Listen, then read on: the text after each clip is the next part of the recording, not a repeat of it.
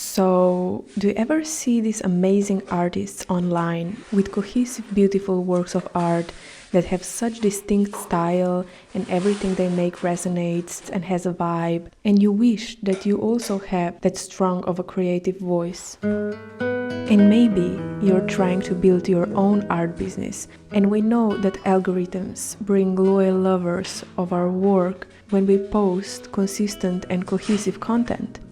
Not just because your social media profiles look pretty, but also because when someone finds your post that resonates, they click on your profile for more. And if there are no other posts that are similar, they're not gonna commit to follow you, and your accounts will not grow.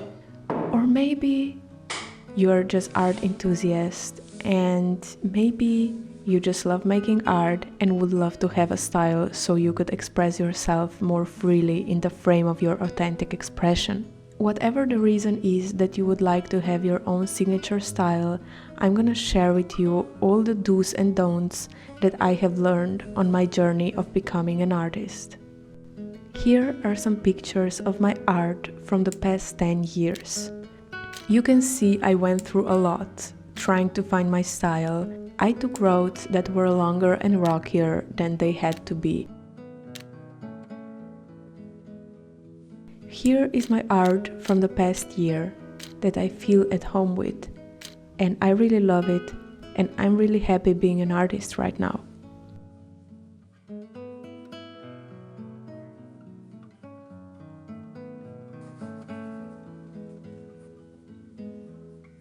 Before I continue with my talking, I just want to say that here I'm sketching my cottages that I will sculpt today. I like to have some sketches, and then I like to put the glass on which I sculpt on the sketches, so I know what I'm doing and it just also looks better. So I am a neurodivergent person. I have ADHD, and because my ADHD was not diagnosed when I was a child, I learned that I have to pretty much observe my surroundings and do what others do. That is because my perspective was never really valid in my surroundings, and this showed in my art journey later on in my life and in finding my art style.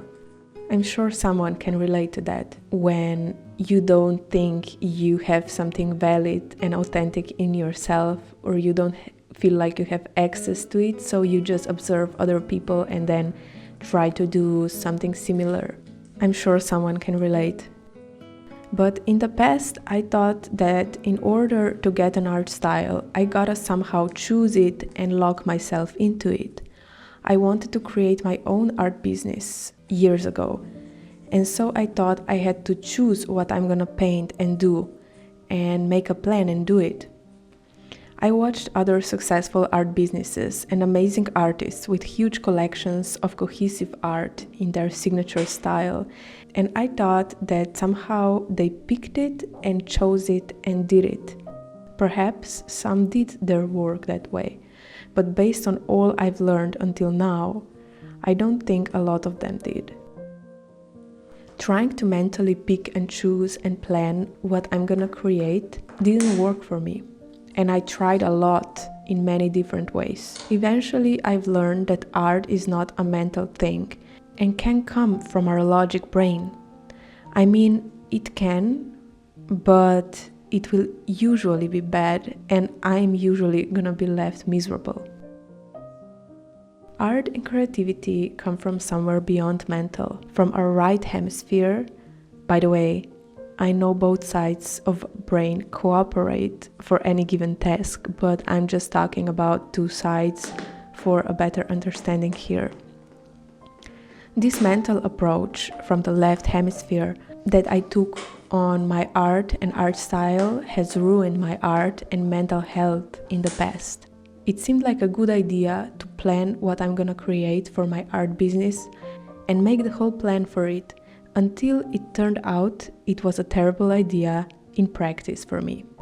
Instead, I developed a technique that now works for me. These days, I do not label my art in advance anymore. I do not plan my art journey in advance because the magic of art journey is that we let go of control and let things happen through us in our flow state when the logic is turned off. That is the whole point of creativity and creative flow.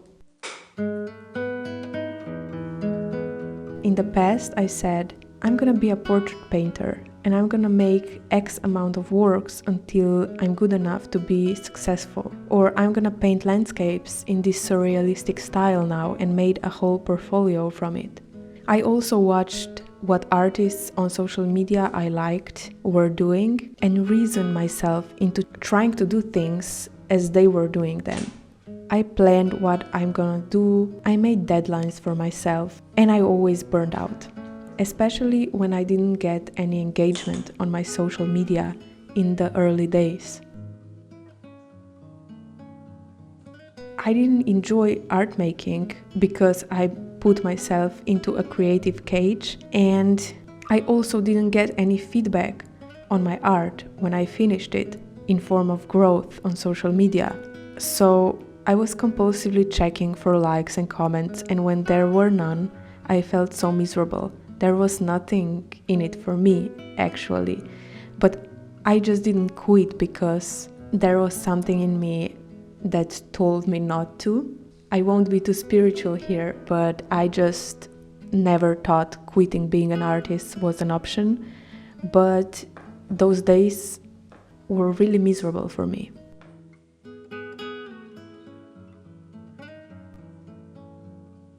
I suffered making art according to my plans, and when I was also ignored on social media, I slowly burned out every couple of months. I felt like a failure, and when I got my energy back, I made a new plan and tried again. And the whole thing repeated itself again and again and again. A terrible art journey. After years of this kind of suffering, I noticed that something special is inside me, beyond the logic and plans. And if I let go of control, turn off logic brain, this special something will have a space to shine through, and my art style will show without trying. With that, I learned the importance of labeling my art after the fact. So looking back at my past work through past months or even years and saying, I do this and this is my art style, but also leaving room to gradually change the style in the future. I learned that I have to create my pieces of art one by one, not planned, but rather just with intention. That is, I love to make art, I do it and I share it. I can make a really broad plan. That is, I want to paint more in the month of March. Or I want to finish these cottages. But for me personally, putting deadlines on myself and making specific plans ruins creativity altogether. My art has to come through my authentic expression and excitement, from my right creative brain. And I have to protect it from my mental logic, plans, desires of outcomes. If I do that, my art will develop a unique style quickly, and it will become clearer and clearer who I am and what I make, without me trying to figure it out by myself.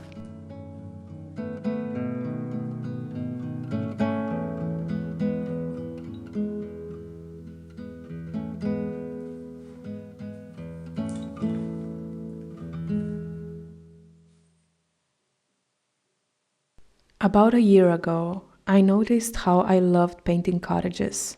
I still painted other things, but cottages were my favorite things to paint.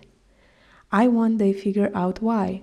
It was very symbolic to me to paint cozy little homes in peaceful sceneries and sculpt them with care and cute details, because they represent home to me. I have had loads of anxiety through the years and always felt like I was yearning for home, for safety and peace. And years ago, during my meditation, in hopes of healing my brain from constant anxiety, I got glimpses of being already home, being home within myself my body, and also this earth is my home for the time being. And this realization and peace and safety that came with it made my brain want to paint little cottages as a subject. I also want other people to feel a piece of that they are home already, wherever they are, and whoever they are. We hold our home within. And that's how my cozy cottage art came to life through creativity and pure expression. I didn't plan it in advance and put myself in creative restrictions. I made my art consistently and made sure I did it for myself as an authentic expression. Like that, I was able to consciously observe what kind of art my creative brain was wanting to make. And then I listened, and only then allowed my left logic brain to help me decide on labeling my art as a cozy cottage art eventually.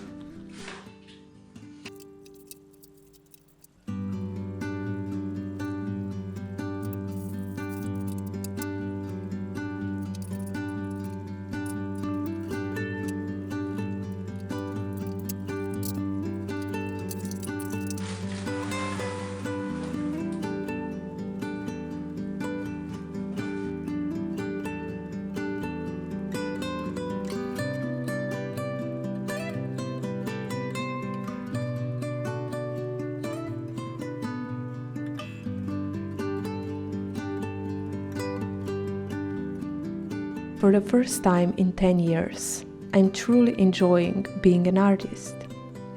Feel like I finally cracked the code. So I encourage you to be gentle to yourself and allow your creative side of brain to express freely on a regular basis, and you'll get to see the patterns of your authentic art style soon. But don't rush it. I advise you to be patient and create from desire to express rather than to be heard. Free flowing,